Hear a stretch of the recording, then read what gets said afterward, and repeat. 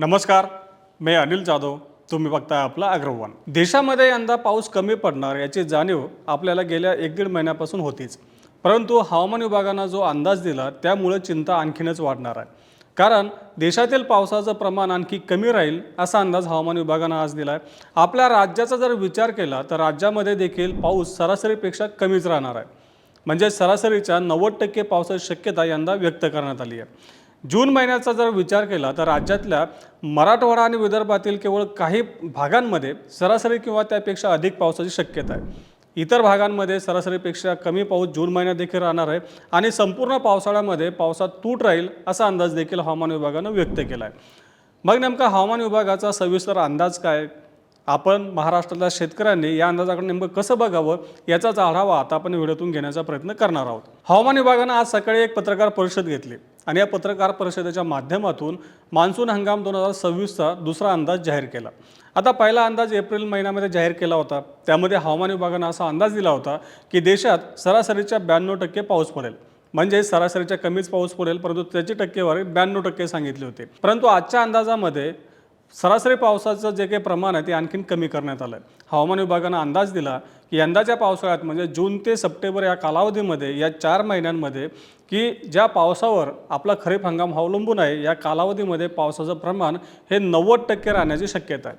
आता आपल्या सगळ्यांना माहिती आहे की सरासरी पाऊस आपण जेव्हा पावसाचं प्रमाण हे सरासरीच्या 96 ते 104% दरम्यान पडतं तेव्हा आपण त्याला सरासरी पाऊस म्हणत असतो.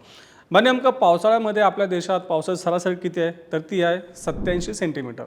म्हणजेच काय तर यंदा या 87 सेंटीमीटरच्या 90% पाऊस पडणार आहे. म्हणजे 10% पावसाचं प्रमाण कमी होण्याची शक्यता आहे. आता 90%च्या अंदाजामध्ये देखील 4% कमी अधिक शक्यता गृहीत धरण्यात आली आहे.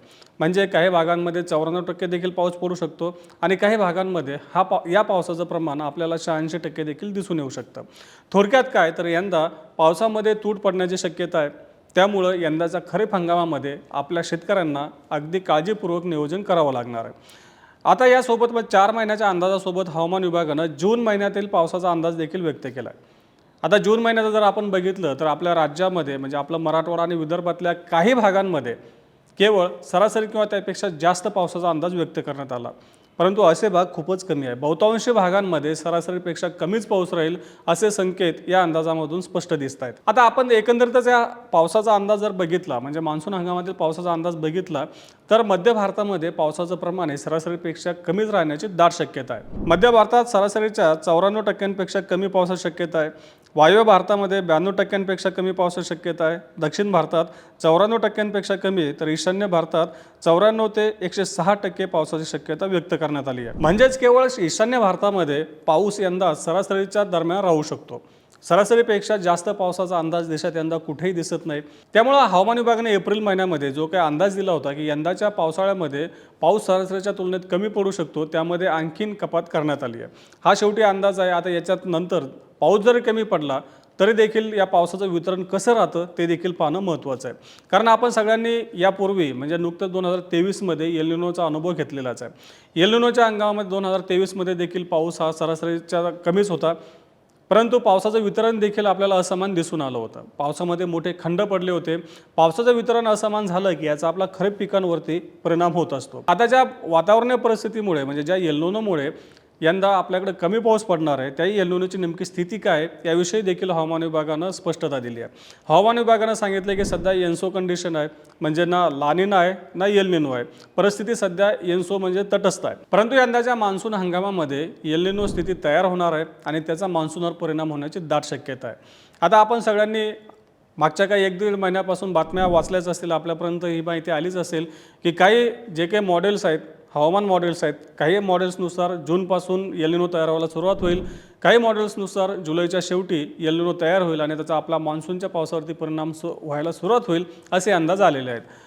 आता आयोडीच्या संदर्भात देखील हवामान विभागानं काही अपडेट दिली आहे. आयोडी म्हणजे आपला बंगालचा उपसागर आणि अरबी समुद्रातील जे पाण्याचं तापमान आहे त्यातील तफावत त्याला आपण आयोडी म्हणतो. जर धन आयोडी असेल तर हा आयोडी आपल्या पावसासाठी पोषक असतो आणि जर ऋण आयोडी असेल तर हा आयोडी आपल्या पावसाला पोषक ठरत नाही.